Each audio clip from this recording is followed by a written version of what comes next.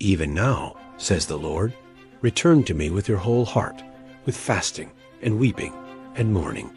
Rend your hearts, not your garments, and return to the Lord your God. For gracious and merciful is he, slow to anger, rich in kindness, and relenting in punishment.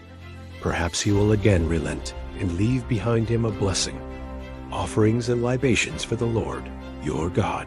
Blow the trumpet in Zion, proclaim a fast, call an assembly. Gather the people, notify the congregation. Assemble the elders, gather the children and the infants at the breast. Let the bridegroom quit his room and the bride her chamber. Between the porch and the altar, let the priests, the ministers of the Lord, weep and say, Spare, O Lord, your people, and make not your heritage a reproach with the nations ruling over them. Why should they say among the peoples, Where is their God? Then the Lord was stirred to concern for his land and took pity on his people.